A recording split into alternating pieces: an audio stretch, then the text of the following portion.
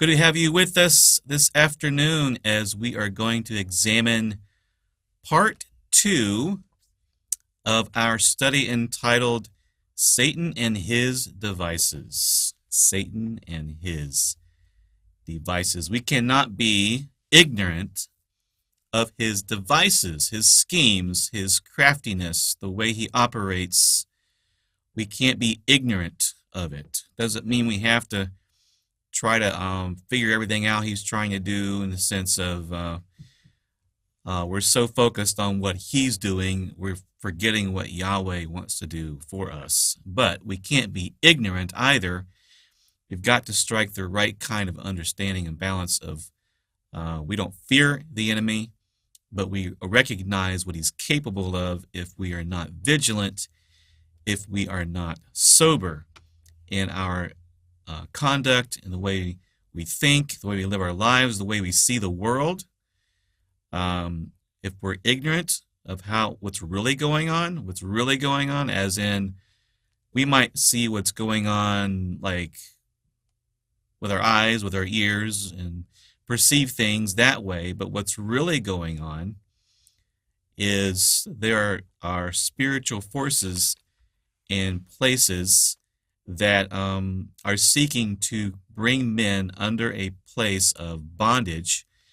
And we cannot forget that there are spiritual aspects of things happening around us every single day. Every day. And if we're only looking at what's happening apart from the spiritual side of it, then we're missing a pretty important part of our world and how things are functioning, why things are, even politically, why things are the way they are. I mean, politics is just, I don't like talking politics on Shabbat so much, except that there is spiritual things happening in politics. And basically, a lot of people say, well, there's conspiracies, conspiracy here, conspiracy there. But I can tell you this, there is a huge conspiracy right now happening, and it's behind the scenes. A lot of people don't think about it, don't recognize it, don't talk about it, but Satan and his demons want to rule the world. But to do that, they first have to rule you and rule me. And we have to resist him, steadfast in the faith, and we have to know his techniques and the things that he does to try to bring us under his rulership. Now, there are two major areas that the enemy likes to attack. We talked some about this last week.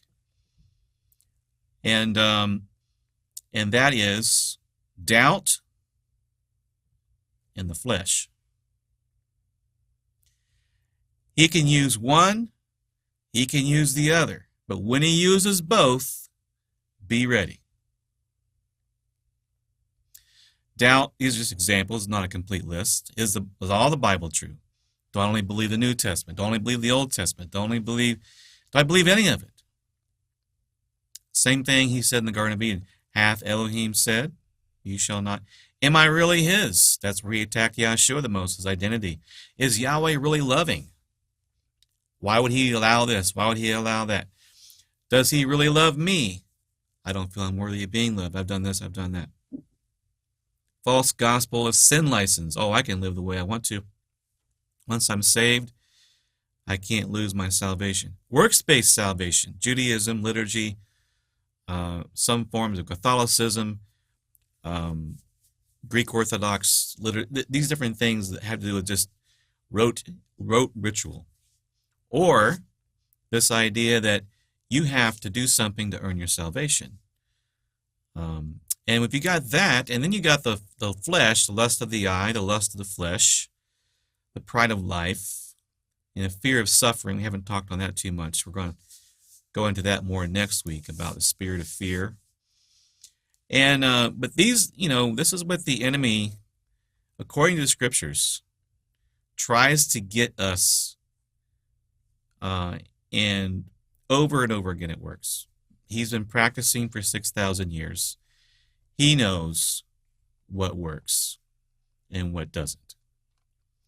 And at the same time, we know what works and what doesn't. When we look into the scriptures and allow it to instruct us so that we're prepared, so that we're ready, and we're able to, therefore, fight him more effectively.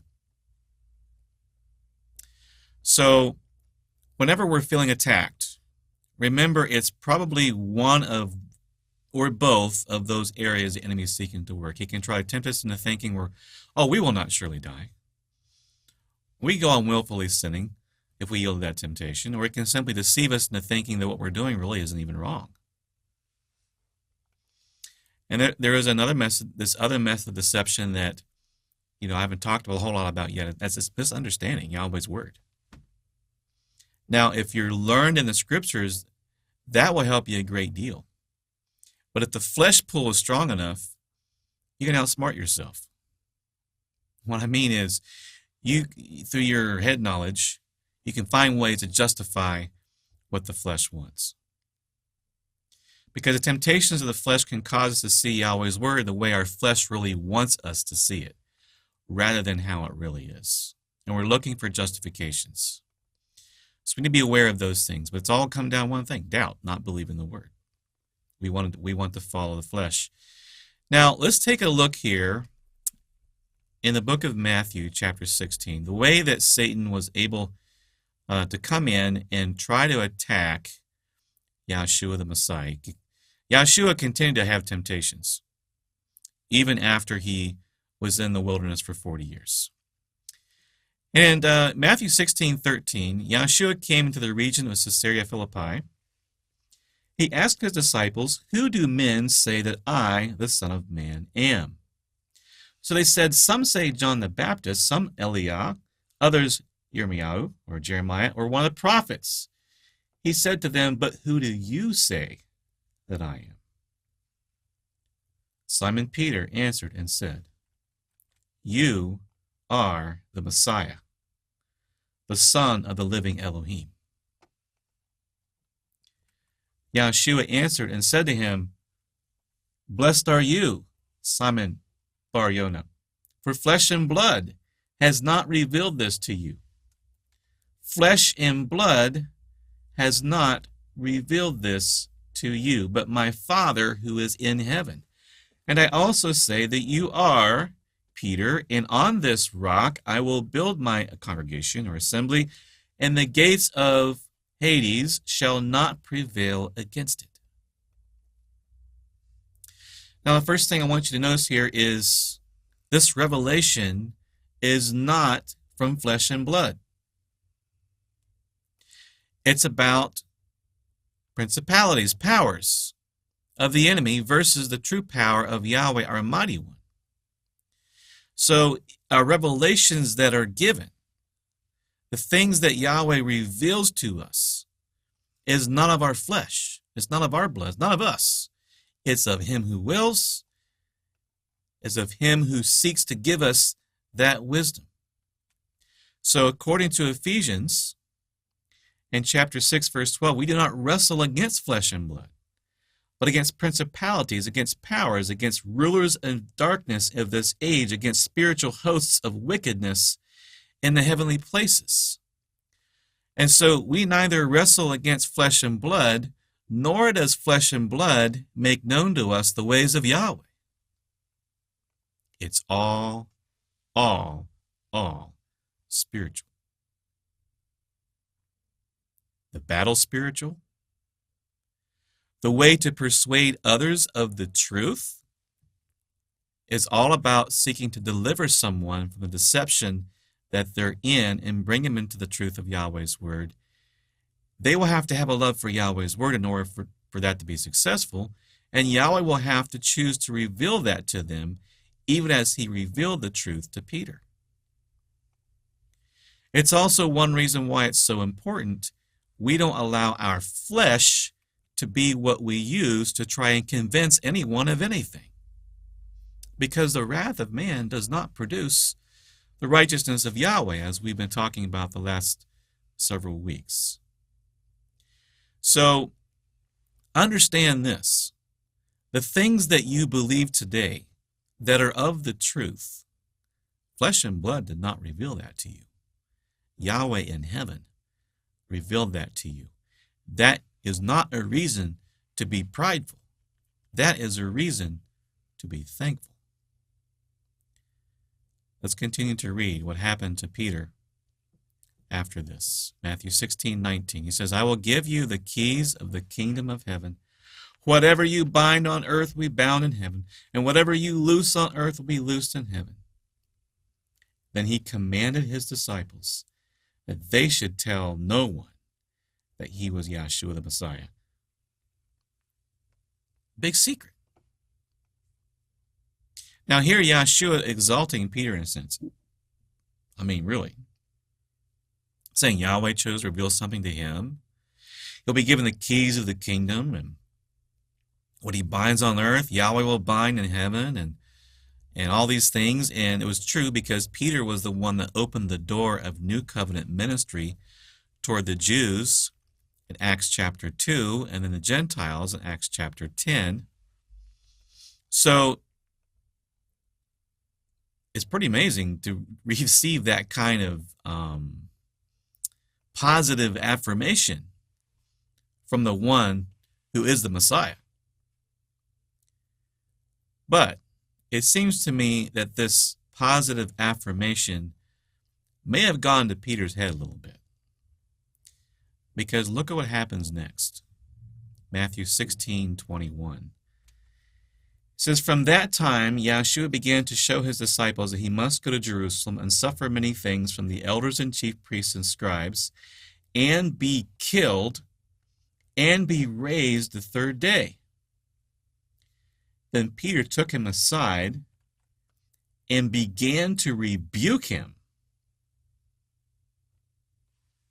saying, Far be it from you, Master.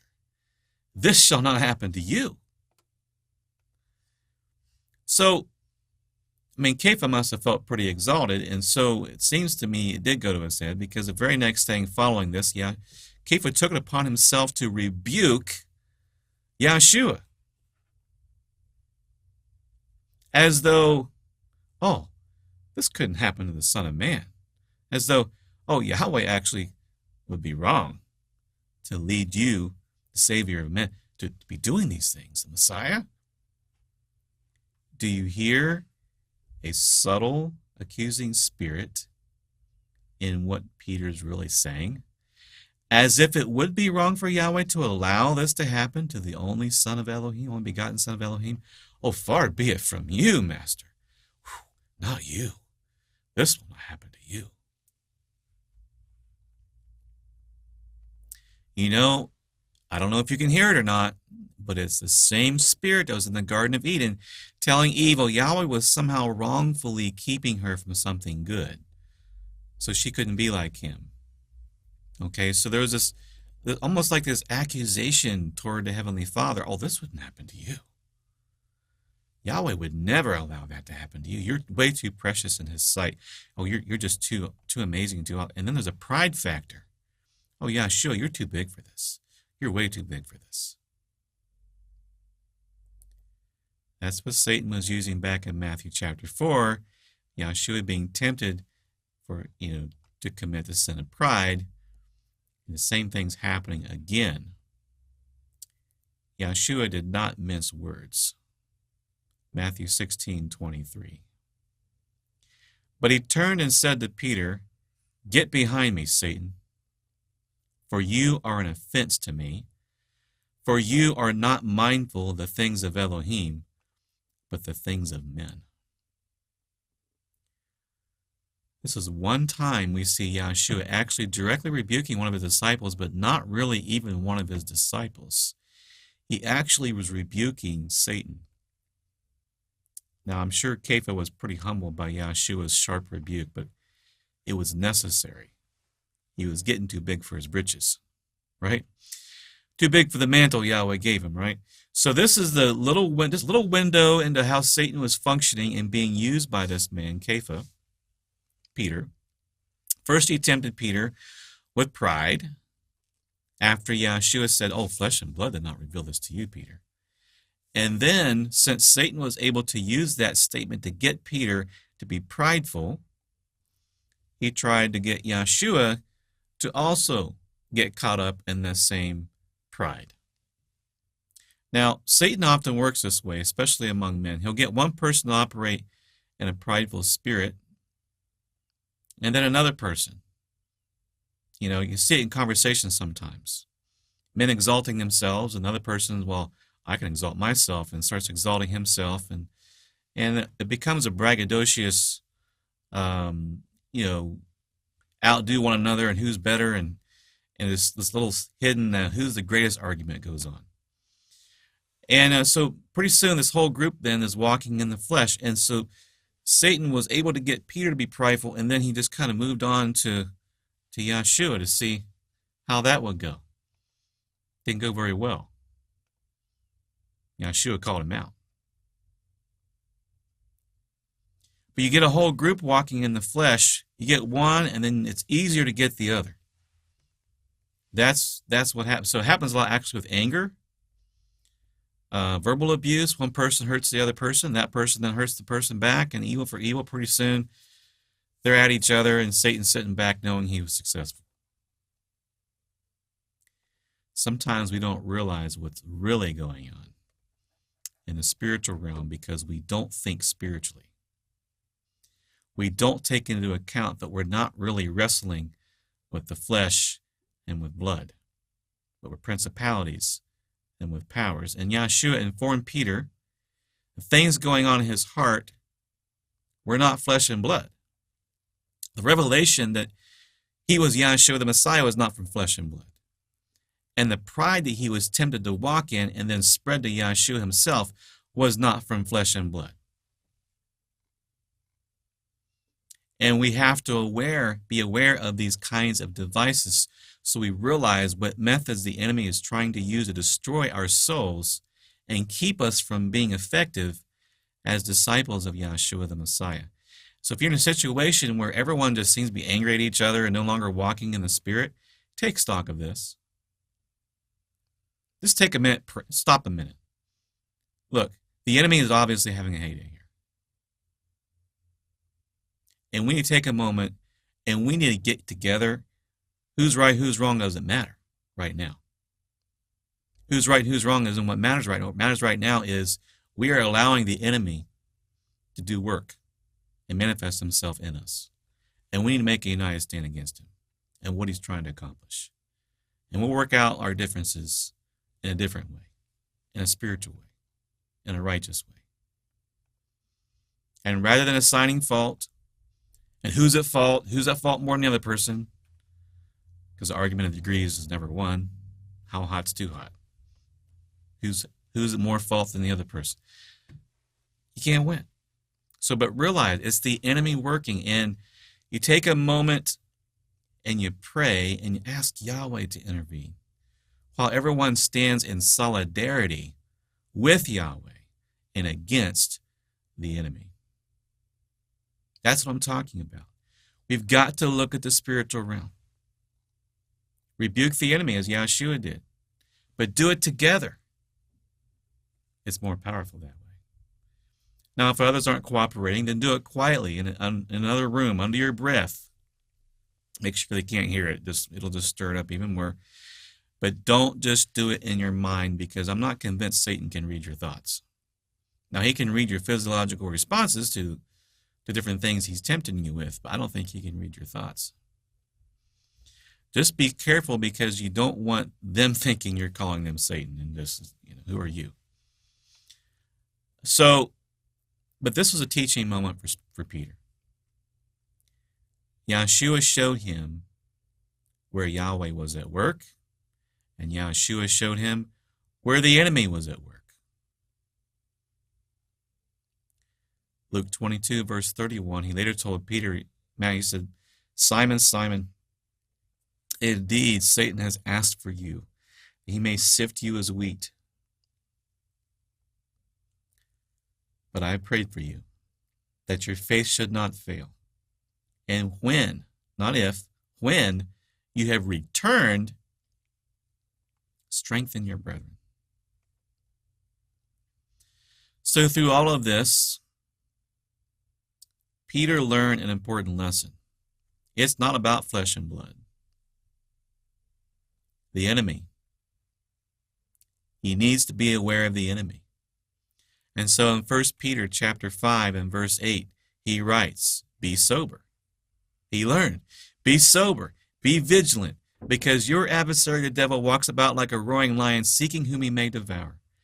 Resist him, steadfast in the faith, so he doesn't create doubt, and knowing the same sufferings are being experienced by your brotherhood in the world. Sufferings are normal. Normal part of life, whether you're a believer or unbeliever, there's suffering. Might as well suffer for the right reasons, right? You're going to suffer in this world, you might as well suffer for the good reasons, because you're trying to serve Yahweh and do the right thing. So we can't fear suffering. More on that next week. But we can't ignore the roaring lion, brothers and sisters. He's walking around, he's trying to devour the people of Yahweh. And I have something very important to tell you. There is no one he would love to devour more than those who have embraced the ministry of the Torah and the ministry of the Messiah. Because that's the true gospel that's supposed to be preached into all the world. So what I'm telling you is, you can't live your life like a typical Christian person that walks out their faith half-heartedly. You can't make half-hearted efforts to fight against sin. You're in a different game. The truth has been revealed to you. And for everyone to whom much is given, from him much will be required. And in the same way, Peter was given knowledge and wisdom and understanding. And flesh and blood did not reveal the Messiah to Peter. Flesh and blood did not reveal the truths that you have to you. That's spiritually revealed. And you are blessed to have that understanding. The worst thing to do then is to follow the poor example of Peter here and get prideful about it. And get puffed up about it. And fall into the temptations, which is evidenced by, how I've seen various brethren sometimes all in a room laughing at all those Christians this, those Christians that. They don't know this, they don't know that. Laughing at their belief system, the way they think. Look out. Knowledge puffs up. Love edifies. We have to be careful about pride. And yes, I've been guilty of that in the past. Come to realize, don't get puffed up about what Yahweh's revealed to you and maybe hasn't revealed to someone else. Don't be prideful. Be thankful. Be humbled that he would be willing to choose to reveal his truth to you.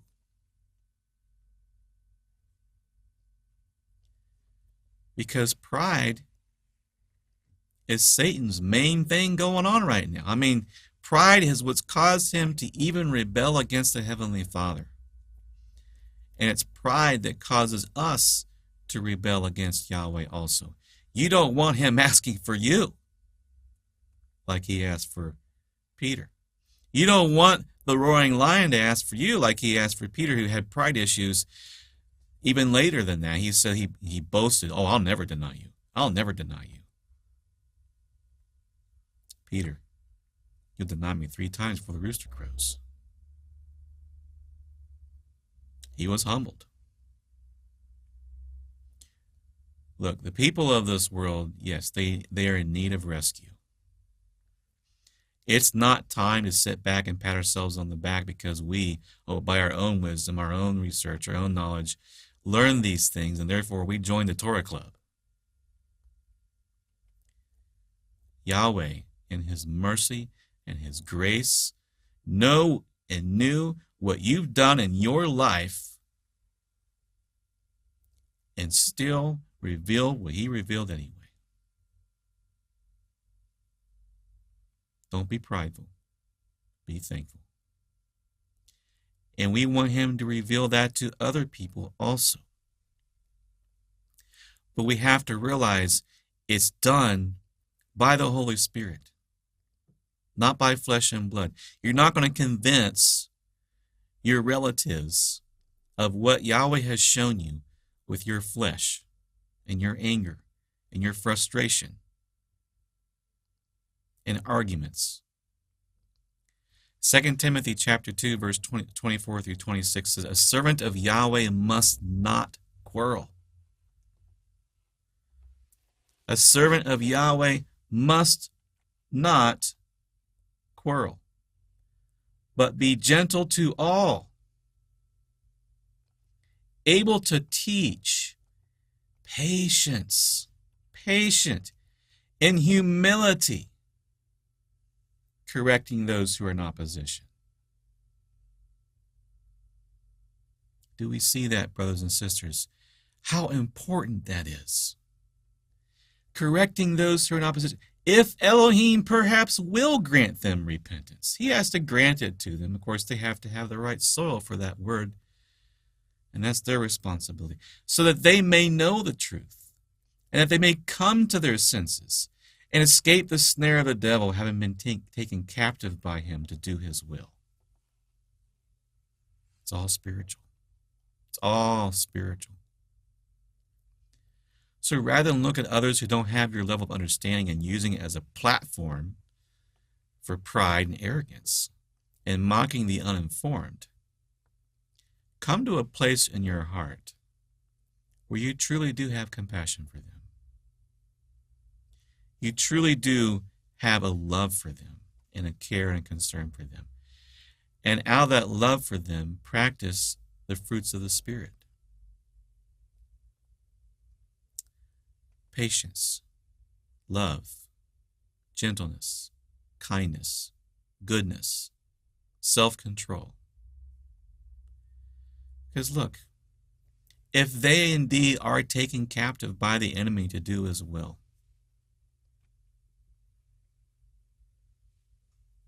realize, like a roaring lion and a charging bear is a wicked ruler over poor people.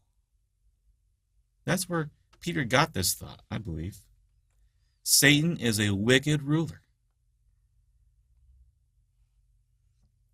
And those who have not yet come to their senses are in bondage, even though they may not realize they're in bondage. And it's not time to judge them for being in that state. We were once in that condition ourselves. Yahshua did not ridicule us. He opened our eyes to see the truth. He loved us. He gave himself for us. Don't let the enemy use you like he used Peter to be puffed up. Otherwise, you're choosing this wicked ruler to rule over you too. And therefore, you're not much better than they are. Satan is a wicked ruler, accusing us before the Father day and night. Don't give him any fodder to ask for you like he asked for Peter. Choose humility. Realize he revealed these things to you, and it wasn't because of your own righteousness that Yahweh did a work in you. Well, Peter learned his lesson, thankfully. Yes, he denied Yahshua 3 times. So Yahshua asked him 3 times, do you love me? He affirmed his love for the Savior, and Yahshua knew he did.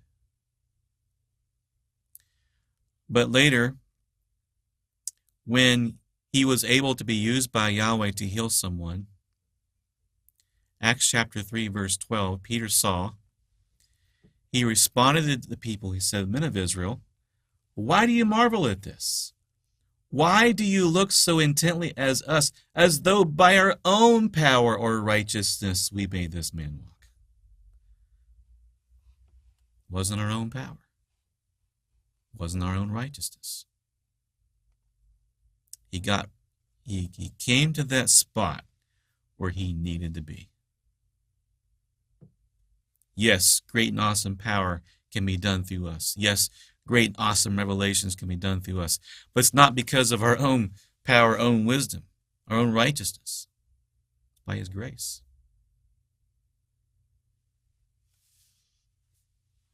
Satan has a variety of images for us to walk in. Idols. All of them are an image of the devil himself and his demons. Pride is one image. Arrogance. He has a variety of alternative images of Elohim he wants us to walk in. All of them are him. So, in fact, men can actually mold Yahweh into an idol of their own making,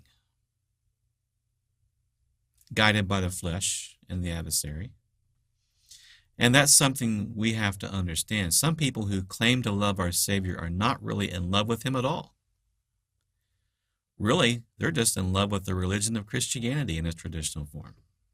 They like old-time Christianity. That's what they're in love with. They're not really in love with the Savior. Or they might just happen to love their pastor a lot. And people in Judaism may not love Yahweh at all, but just they're in love with the religion and traditions of Judaism. And some of them who have embraced Messianic Judaism are not in love with Yahweh. They just love Judaism. They love the religion. I've noticed alternative images that people walk in, even in our own movement, which are not genuine images of Elohim. There's a patriarchal image where man thinks his testosterone, his ability to throw his weight around, commanding his family and ruling with him a rod of iron, and along with his physical size and strength, is somehow involved in him being a man of Yahweh? No. Show yourself a man and keep the commandments of Yahweh. Walk in love, kindness, gentleness, goodness, self-control. It's an anti-government image. Someone thinks they're defined by how well they can fight and make a stand against the government and its conspiracies. I mean, look, Rome was far more wicked than the United States, and I don't recall disciples focusing on, oh, what's this next legislation coming down the pike? They're too busy saving souls. And that maybe will be another warrant, just another study altogether. But you get my drift. We get sidetracked. We got to be about our Father's business, and if you want to change the world, it's going to be one soul at a time. There's really only one image we want to walk in, and that's the image of Elohim, the image of Yahshua the Messiah, the most loving human being that ever lived, and certainly one who was very aware of the enemy and his devices. So one thing we need to recognize is while Satan is called the ruler of this world, he's not in that position because Yahweh gave him that position. He never said, Satan, I want you to be the ruler of this world over here. No. He's the ruler of this world because man made him their ruler. When Adam was given authority over all creation, it included the serpent in the Garden of Eden. Adam chose the serpent to be his ruler when he chose to follow the voice of the serpent rather than the voice of Yahweh. Yahweh told Adam to take dominion over all creation. It was Adam's failure to take dominion over the serpent and the one who was speaking through the serpent that created the condition we are in today. And there are men who follow that serpent to be their ruler today, just as Adam did.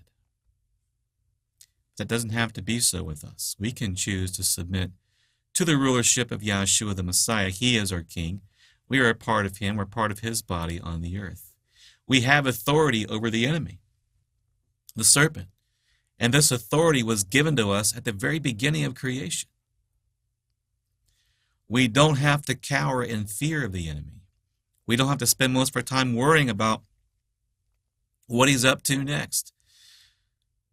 But at the same time, we don't have to be ignorant of his devices.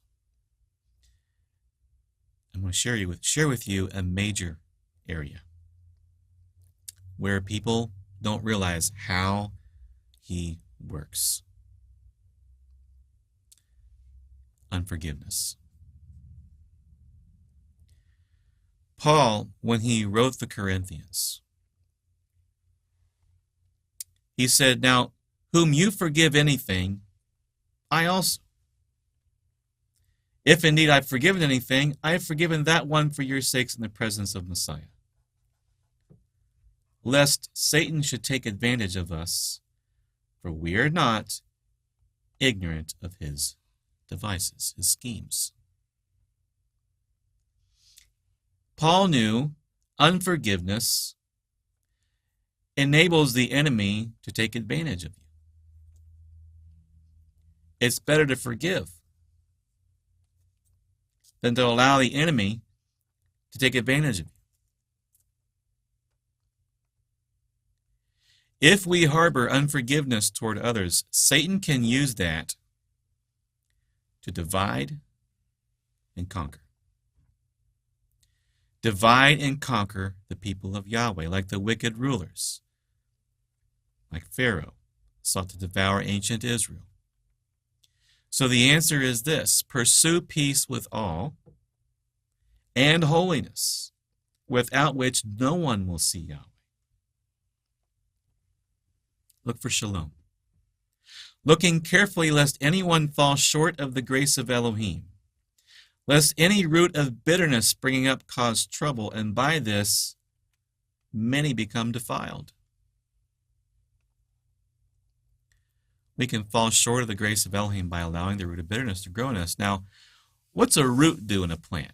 What's the purpose of a root? It's to gain nutrients and water from the soil to feed the plant. Now, if our roots are hatred, our roots are bitterness toward others, then the nutrients we take in, the environment, our environment that we're in, is all going to be filtered through this root of bitterness. It's like being planted in polluted soil. The plant's going to produce a bitter fruit. Bitter roots produce bitter fruits, bad fruits. And if we allow ourselves to be bitter toward another person, everything that person does from that point on, it's going to be viewed with suspicion. And that, in turn, provides opportunities for Satan then to start feeding us false accusations against that person that we're bitter at. Things that are not even true, but we believe them because we think they're a rotten person already. And that just increases our hate for that person even more. It can get so bad, we start viewing other people the same mentality, and the whole world the same mentality, and that's how we end up drowning in self-destruction. If we don't recognize where Satan operates and you're ignorant of his devices. Bitterness causes us to look at another human being who could be totally innocent before Elohim, but you've misjudged the situation. They may have even done a completely innocent thing, even if they've done a harmful thing to you. They may be doing an innocent thing, but you think through your bitterness they're doing something bad when they're really not doing anything bad. At least not that instance. Maybe other times they are. But you begin to say, well, they're this, and they're not really doing this and that. And therefore, we end up imitating Satan himself, who is the accuser, the false accuser. And then we're more likely to react in works of the flesh and letting corrupt words come out of our mouth. So let no corrupt word come out of your mouth, but what's good for necessary edification that may impart grace to the hearers. And do not grieve the Holy Spirit of Elohim, by whom you were sealed for the day of redemption. These corrupt words grieve the Holy Spirit. So let all bitterness, wrath, anger, clamor, evil speaking be put away from you with all malice, and be kind to one another, tender-hearted, forgiving one another, just as Elohim and Messiah forgave you. How do you know if you're harboring unforgiveness? Is there a person you can't stop thinking about almost all the time? You get this high-octane disgust about them. That's bitterness. That's unforgiveness. We are told in the scriptures to let all bitterness go, because out of that bitterness comes wrath, anger, clamor, evil speaking. Bitter roots produce bitter fruits. Let all these things put away from you with all malice. Just as Paul said, for you forgive, I forgive. We don't want Satan to take advantage of us. You forgive, I forgive. And I forgive any.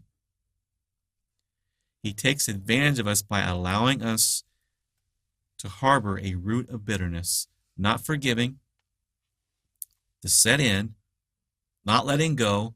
We start walking in this hateful spirit toward the person, evil speaking about that person. Instead, be kind to one another, tenderhearted, forgiving one another, just as Elohim and Messiah forgave you. Otherwise, you could fall short of Yahweh's grace yourself. Because Yahshua said, if you will not forgive, then you will not be forgiven. You can fall short of grace yourself simply by harboring unforgiveness. Very serious thing. If you have a real problem with anger, it's a sign, not a guarantee. There's probably some bitterness and pride growing in our hearts. Pride because, everybody sins. Everyone's had moments of weakness, and so somebody else sins and you get mad at their sin. Well, guess what? You sin too. Right? I mean, maybe you sin differently than they do, but you sin also. Well, it's hypocrisy, it's pride, and so you're mad, so mad at someone because they sinned, and yet you yourself have sinned. So when you feel the high-octane anger rising in your heart, don't sin. It's lying at the door. Don't let bitterness continue to exist in your heart. Otherwise, you give Satan a foothold and get you to walk in hatred rather than love. So book of James says, do not grumble against one another, brethren, lest you be condemned. Behold, the judge is standing at the door. So when you're grumbling about someone, they did this, they did that, remember the door. Remember the door and who's standing there. So we sinned, and not only sinned against another human being, we sinned against the most loving person there is, Yahshua, the one who loved us. And he chose to give himself for us and lay out his life for us. And Yahweh, who created us, has done absolutely nothing wrong to us. So it's important we step down off our high horse, humble ourselves before Yahweh, and forgive.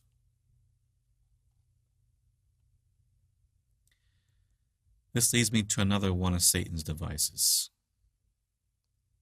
Sickness and disease. Did you know that the enemy is capable of inflicting sickness and disease on your body? He is.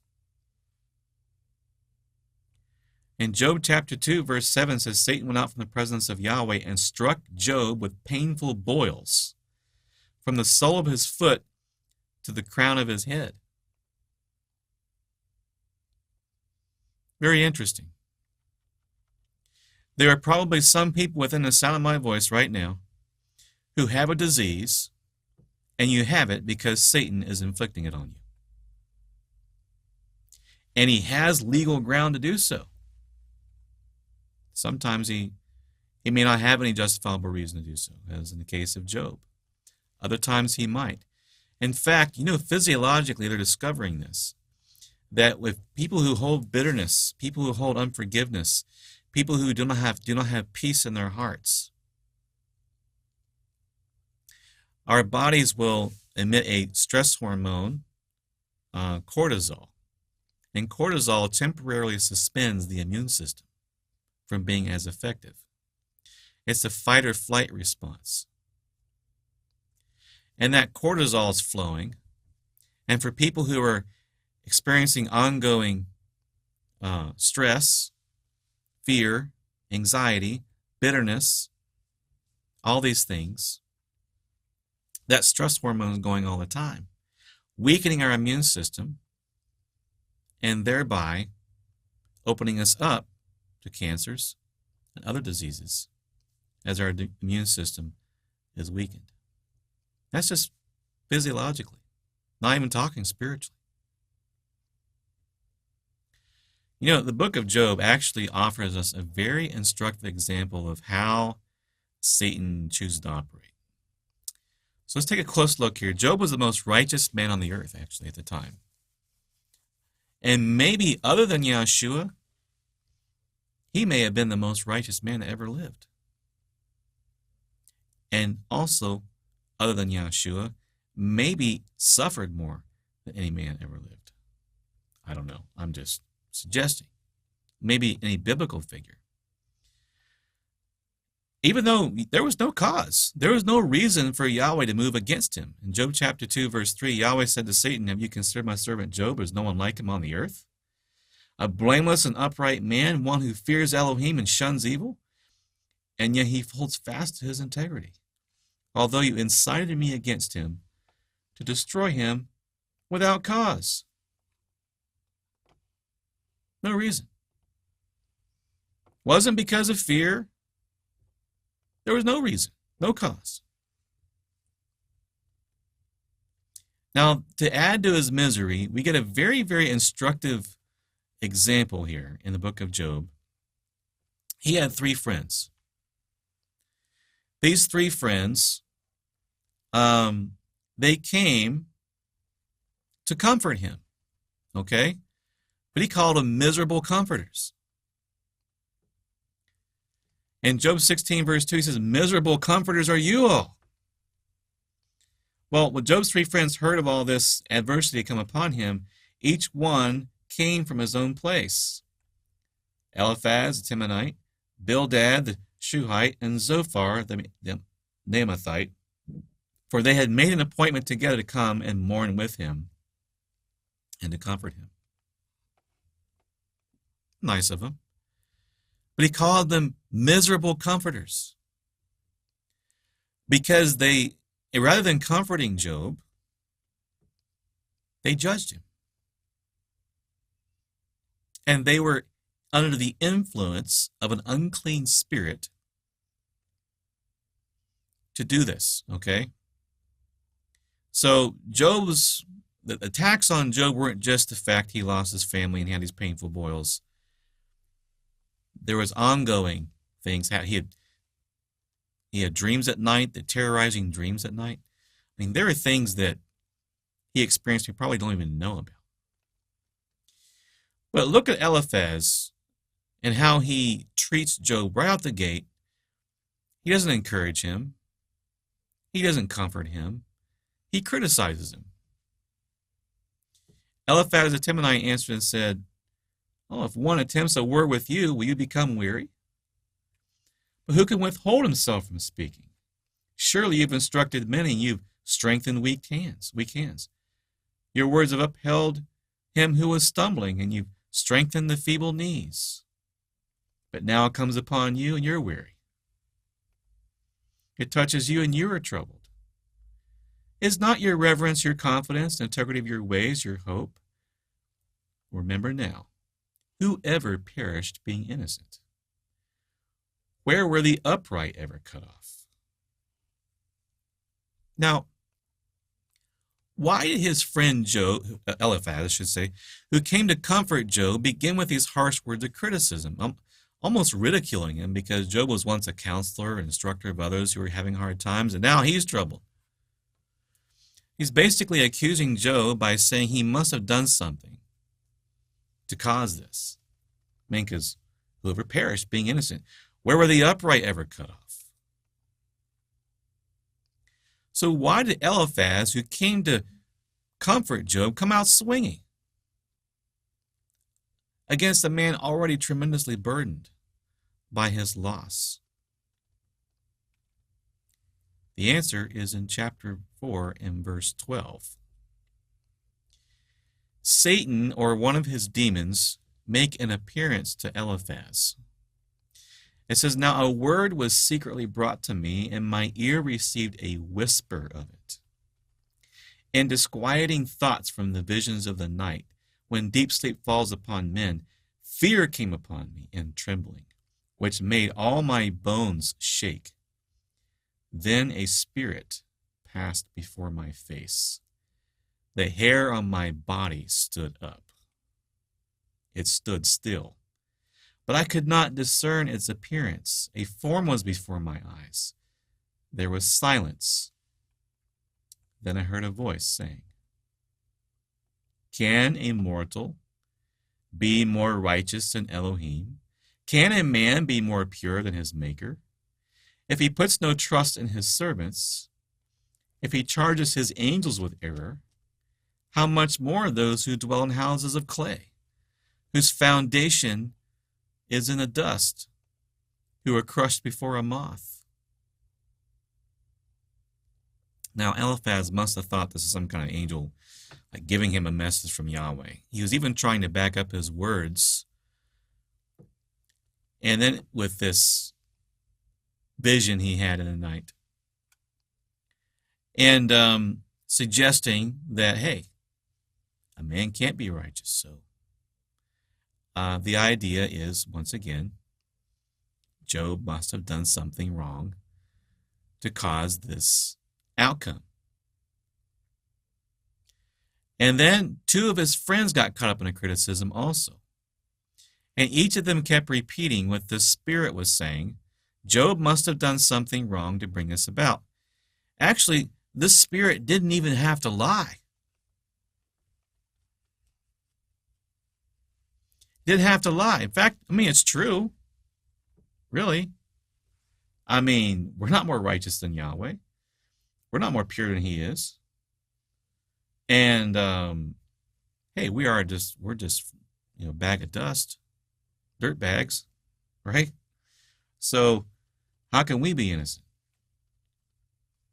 But it was the context in what was said and what this Spirit knew would be done with this thought, and that was start attacking Job. And it warmed up Eliphaz to start receiving accusing spirits. So Eliphaz accused Job of hypocrisy, accused him of wickedness in chapter 4. He accused Job of foolishness and despising Yahweh's chastening in chapter 5, to the extent that Job said in chapter 6, he said, "Oh, that my grief were fully weighed and my calamity laid on the scales, then it would be heavier than the sand of the sea." Oh, but they weren't done. His other friend Bildad accused him of hypocrisy and forgetting Elohim in chapter 8. And his third friend Zophar got in the act and accused him of vain talk and letting wickedness dwell in his tents in chapter 11. Remember how I said earlier how the enemy can get one person to sin, which then leads to another person, another person, another person. Peter became prideful, tempted Yahshua to become prideful. Yahshua stopped that pride in its tracks, calling Satan out, exposing him for what he was doing. That didn't happen in the Garden of Eden. When Eve took a fruit, she gave it to her husband with her, he ate. And that didn't happen in the book of Job.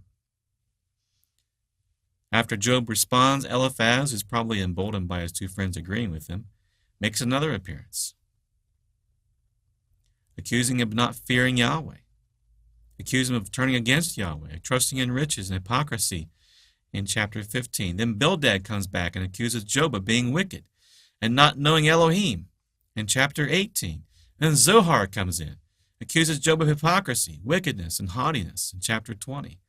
And Eliphaz comes back and returns and accuses Job of taking pledges, oppressing the poor, limiting Elohim, and rejecting Elohim in chapter 22.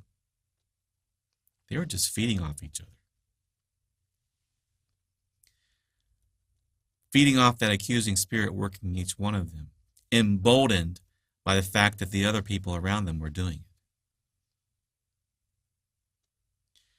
See, Satan hates it when a man's righteous, and he'll do all he can to make that righteous man look bad.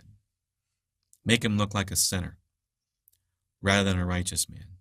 And that's why Yeshua was so often on the receiving end of accusation, and why it was ultimately false accusation that caused him to be hanged on a tree by an angry mob who all heard that accusing spirit. Job's angry mob only consisted of 3 men and his wife, but if it was enough to cause him a tremendous amount of stress and grief. Adam's armor against sin was weakened by the fact his life partner's there, doing the very thing he knew he ought not to do. And that was enough for him to cave in and do the wrong thing. The enemy couldn't get him just by himself. He had to get his wife, and then he was able to cave in. We need to be aware of the power of influence. We need to never allow the enemy a foothold in allowing ourselves to sin because we see other people doing this and somehow we become emboldened to do it. And that's probably the sneakiest and most powerful device Satan has. Scripture says, Galatians 5:9, a little leaven leavens the whole lump. 1 Corinthians 15:33, do not be deceived. Evil company corrupts good habits. Awake to your righteousness, and do not sin, for some do not have the knowledge of Elohim. I speak this to your shame. Proverbs 13 and verse 20. He who walks with wise men will be wise, but a companion of fools will be destroyed. Powerful stuff. It's one big test of loyalty. Will we obey Yahweh or men? Or more specifically, will we obey Yahweh or the principalities and powers that influence other men to lead us to sin? And this, my brothers and sisters, is a test Yahweh will allow everyone to face. Adam failed. The sons of Jacob failed when they sold Joseph into slavery. The children of Israel failed when they all murmured against Moshe. Even Aaron and Miriam got caught up in it. King Saul failed. He feared the people and obeyed their voice. The people of Judah failed when they took foreign wives in the book of Ezra. Many people in Judah failed in the first century when they chose the praise of men over the praise that comes from Elohim. John 12:42. Nevertheless, even among the rulers, many believed in him, but because of the Pharisees, they did not confess him, lest they should be put out of the synagogue, for they loved the praise of men more than the praise of Elohim. And that's one thing Yahweh demands of all believers is absolute loyalty. And he says he will test us in this area. He says he will. Deuteronomy 13, verses 1 through 3, it says, if there arises among you a prophet or a dreamer of dreams, and he gives you a sign or a wonder, the sign or wonder comes to pass of which he spoke to you, saying, let us go after other mighty ones, which you've not known. Let us serve them. You shall not listen to the words of that prophet or that dreamer of dreams, for Yahweh your mighty one is testing you to know whether you will love Yahweh your mighty one with all your heart and with all your soul. And I want to say, you will encounter this yourself. You will. And you probably have already. I mean, if you're in Hebrew roots and you're keeping Torah, you've already been it. In fact, there are three tests we got to pass when we come into Hebrew roots. 3 tests in this area. How will you respond when your relatives mistreat you because you come into this walk? How will you respond when your church group that you're involved in mistreats you? Will you stand firm? How will you respond once you come into this and you find people that, oh, wow, this is great. These are people that keep the Torah. My family, my family. What are you going to do when they hurt you? And they don't act the way they should. In fact, they might be even more unkind than the people at the church you are going to. How are you going to respond? Yahweh wants to know. That's the 3 tests you got to pass. Here's how you respond. You shall walk after Yahweh, your mighty one, and fear him, and keep his commandments and obey his voice. You shall serve him and hold fast to him. That's how you respond. Now, there may not be many people today telling you to go after these other mighty ones, other gods, in the sense of worshiping Buddha or some other idol, but there are a lot of people who are following one of the many alternative images that Satan has put before them, and they want you to join in with them, along with the crowds of people on their side. But if you're wanting to find a narrow way, don't be looking for a crowd. How can you be on a path everyone else is on and still be on a path that few find? Doesn't work that way. There is probably no greater question you can ask that will cut through the gobbledygook of false religion than to ask this question. Is Yahweh really first? Or is this just another man-made religion? You didn't sign up for a man-made religion. I don't care if you're the last person on the face of the earth who obeys the commandments of Yahweh, you stand firm. And you don't falter. Now, Yahweh knew the dangers of how false religion can spread, and spread quickly. When he established the nation of Israel, he wanted it to be nipped in the bud immediately. The false prophet was put to death. Immediately, he was put to death. He's gone. Sayonara, goodbye. So put away this evil from your midst, he says. Well, then he says, verse 6, if your brother, the son of your mother, your son or your daughter, your son or your daughter, the wife of your bosom, or your friend who is as your own soul, secretly entices you, saying, let us go and serve other mighty ones which you have not known, neither you nor your fathers, of the mighty ones of the people which are all around you, near to you or far from you, one end of the earth to the other end of the earth, you shall not consent to him or listen to him, nor shall your eye pity him, nor shall you spare him or conceal him, but you shall surely kill him. Whoa. What a requirement of Israel. Kill him. Bam. Your life is over, bud. I don't care if you're my best friend, my wife, my son, my daughter. I don't care who you are. You're gone. And your hand will be the first one to put him to death. And then the rest of the people. And that'd be hard to do, wouldn't it? I assure you. But it was commanded. Absolute loyalty. Even if the person did it in secret. Don't conceal him.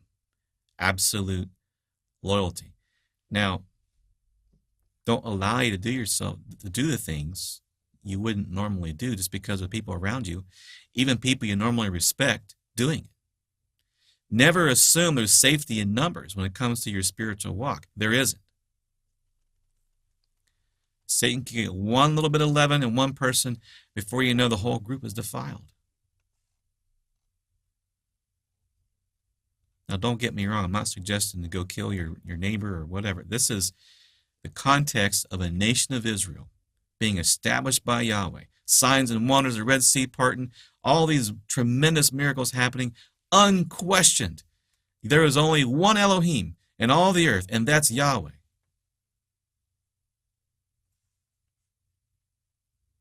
And so in that context, he gives this command. Today, Red Sea's not parted. We've not had these miracles and signs where Yahweh is clearly showing himself the same way he did everyone then. They were given much, and so from them much was required. The way the death penalty was practiced in the first century, we shared this a few weeks ago, was through shunning, separating them from the body of the Messiah, handing them over to Satan, not through physically killing them. Okay? So don't get me wrong. I'm trying to get you to see how important loyalty really is, because Satan feeds off of disloyalty. It's one of his most successful devices there is. Job's three friends were feeding off each other. It all started with that accusing spirit that appeared to Eliphaz in a very crafty, sneaky, and subtle way caused Eliphaz to believe a lie. And by speaking the truth, he caused Eliphaz to believe a lie. It was true. Man's not more righteous than his maker. But by speaking the truth, he knew what Eliphaz was going to do next. He's going to start looking at Job. Oh, well, he must have done something wrong then, this Job then. Yeah, that makes sense. And what's amazing here is that spirit didn't lie, but he caused Eliphaz to believe a lie because he knew what he was going to do with that thought. So, context, the message was given. The tempter was very crafty and knew what Eliphaz was going to do with that thought. He was going to try to use that to blame Job. He knew. And open himself up to all kinds of additional words from the accusing spirits, which then would infect his two friends, and pretty soon they're just sitting back having a good old time.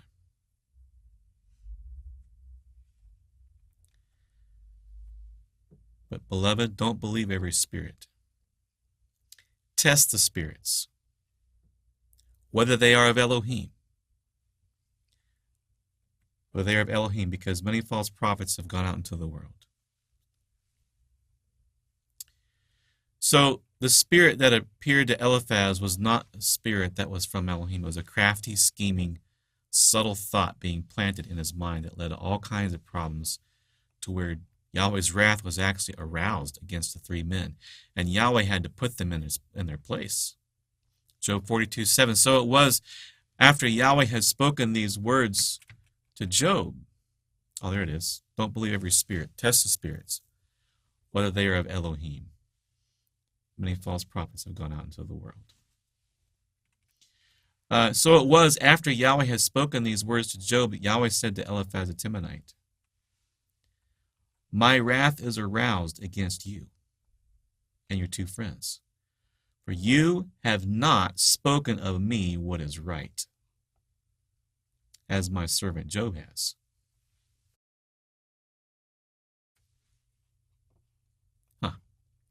So Job, while he did end up kind of getting caught up in trying to answer their accusations with justifying himself, and got a little caught up there with the pride, and Yahweh had to humble him and say, "Excuse me, Job, where were you when I created the heavens and the earth? I don't remember you being there. What were the measurements?" But Job didn't really say anything wrong. He just justified himself, and he actually was righteous, but he was not justifying Yahweh, and that was the issue. So the instigator, however, here in all of this was Satan. Very beginning of Job to the very end. He threw everything he had at this man. He destroyed Job's house. He destroyed his family. He destroyed his riches. He took away his health. He took away his friends. He took away the respect he had in the community. He turned his three friends against him. Even his own wife turned against him, to the extent that his wife said, "You still hold fast to your integrity? Curse Elohim and die." Basically saying, go ahead, serve Satan the devil and let you just die in your sins. And what was her motivation anyway? The Septuagint is kind of interesting. If it, maybe some scribe left off some of these comments accidentally or something, but The Septuagint, which is a more ancient reading, says, when much time had passed, his wife said to him, "How long will you hold out, saying, Behold, I wait a little while, expecting the hope of my deliverance? For behold, your memorial is abolished from the earth. Even your sons and daughters, the pangs and pains of my womb, which I bore in vain with sorrows. And you yourself sit down to spend the nights in the open air, among the corruption of worms. And I am a wanderer and a servant from place to place and house to house, waiting for the setting of the sun, that I may rest from my labors and my pangs which now beset me. But say some word against Yahweh and die." So bitter. So bitter. So whiny and complaining. So, I mean, yeah, it was a terrible thing that happened. She needed to be building him up. She needed to be encouraging him. But if this reading is accurate, on top of everything, he had to sit there and listen to his wife complain about everything. This poor man didn't seem to have a friend in the world. He says, "Yeah, I'm their taunting song. Yes, I'm their byword. They abhor me. They keep far from me. They don't hesitate. Spit in my face." You know, I respect this man. I have a high level respect for this man, that he stayed loyal to Yahweh through all of this. In Job 13:15, he says, "Look, though he slay me, yet I will trust him. For I know," chapter 19:25, "I know that my Redeemer lives, and he shall stand at last on the earth. And after my skin is destroyed, this I know, in my flesh I will see Elohim, whom I shall see for myself, and my eyes shall behold, and not another, how my heart yearns within me." Just beautiful. It's a beautiful heart, brothers and sisters. And that's the heart Yahweh wants from all of us. But then at the end of all this, Yahweh did point out one area he was failing. And Job humbles himself. He recognized. He didn't see it before. He was blind to it. And he repented for doing so. But there was one more test for Job. One more. Would he hold bitterness against his friends? Or would he pray for them? Job 42, verse 10, Yahweh restored Job's losses when he prayed for his friends. Maybe there was a period of time here. I don't know. Was there a period of time he didn't get restored? And then Job just finally was able to come to a place where he prayed for his friends. And then Yahweh gave Job twice as much as he had before. But Job ultimately chose not to be bitter, but to pray for his friends, who had been listening to the enemy and hurled all kinds of false things against him.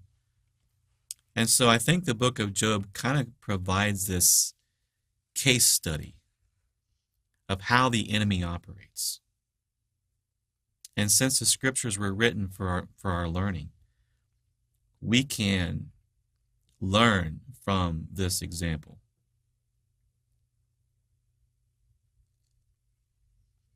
Because the scriptures were written for our learning.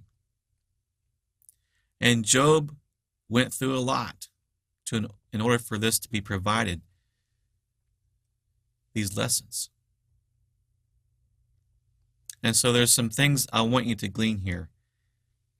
Number one, don't believe every spirit. Test the spirit to see if they're from Elohim. And beware of how the enemy can get you to believe false thoughts about yourself, about a person, or about a doctrine based on appearance rather than actual proof. And beware of how the enemy can use the power of numbers to convince you of things that are not true about a person, about a doctrine, about a belief. If you're mistreated, pray for the persons, that they may be delivered from the lies of the enemy. And there are other things I've covered too, but listen, if we've been a recipient of these things, choose to pray for the ones persecuting you. Remember what Yahshua said. He said, blessed are you when they revile and persecute you, and say all kinds of evil against you for my sake, falsely for my sake. Rejoice and be exceedingly glad, for great is your reward in heaven, for so they persecuted the prophets who were before you. See it as a blessing. Yahshua said, blessed are you when men hate you, when they exclude you, and revile you, and cast out your name as evil for the Son of Man's sake. Rejoice in that day and leap for joy. For indeed, your reward is great in heaven. For in like manner their fathers did to the prophets. But that's how Satan operates. He wants to bring you down. He'll use your family members. He'll use your friends. He'll use anyone he can find to use to discourage you and tear you down. Yahshua said, start leaping. Start jumping up and down. Because if you are being loyal to the Most High and people are hating you for it, great is your reward. He must have known something about the age to come that we can't even fathom. The amazing pleasures and great things in the age to come are so above and beyond what we're capable of even understanding because we have no reference point. There's nothing on the earth that can compare to life with Yahweh in the age to come. There's nothing that can compare to it.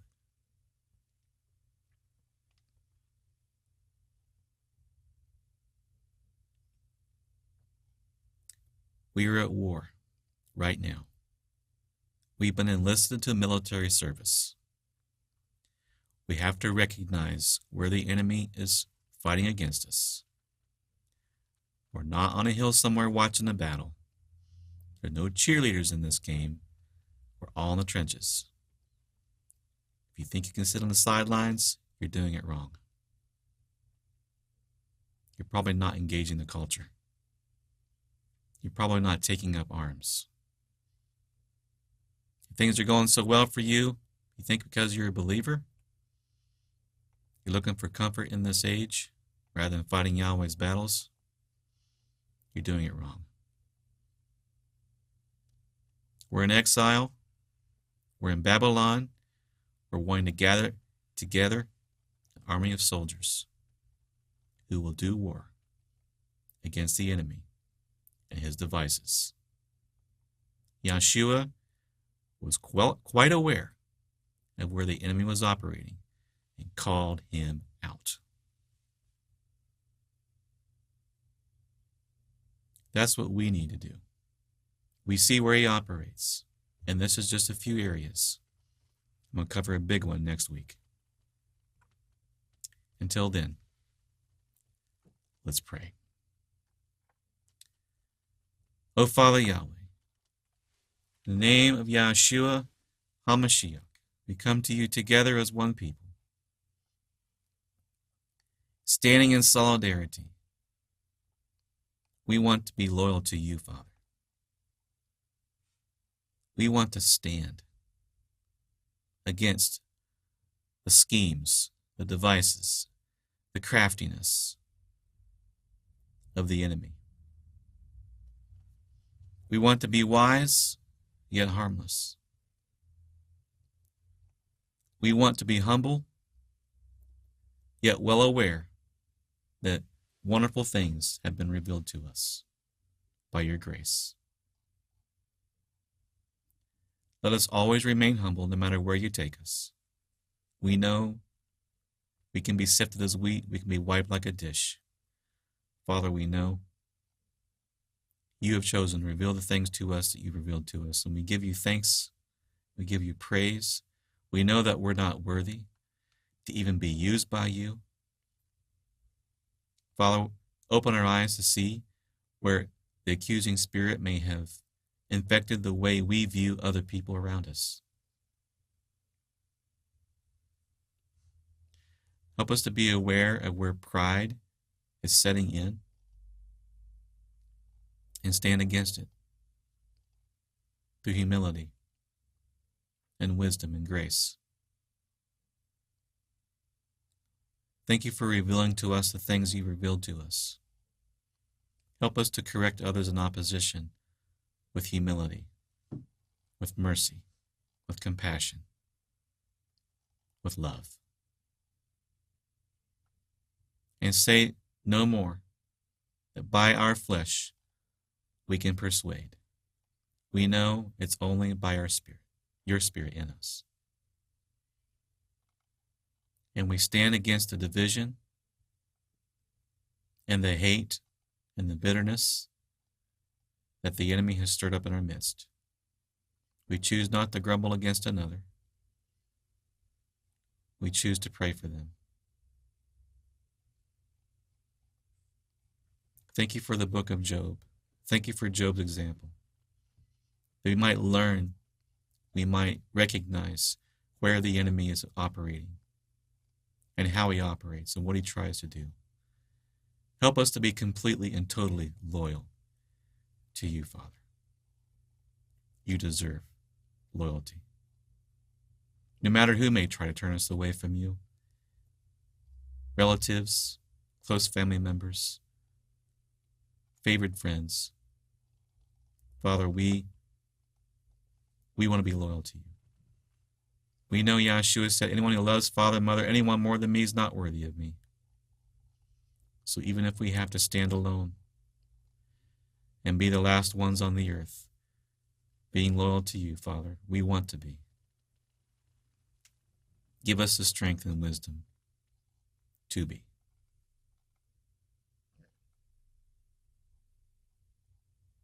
We know we're in exile. This world that we live in is not our own. Help us, Father Yahweh, to be doing something. Doing something to help you win that war in the hearts of others and bring more souls into your sheepfold. And not be about finding our own pleasures and doing our own things, but seeking that which is spiritual. Help us to be spiritually minded. Father Yahweh, we know, and only in being spiritually minded, there is life and there is peace. And we know and we are sure, truly yours is the kingdom and the power and the glory and the majesty forever and ever. Through and by your Son, Yahshua HaMashiach, we pray all these things. Hallelujah and Amen.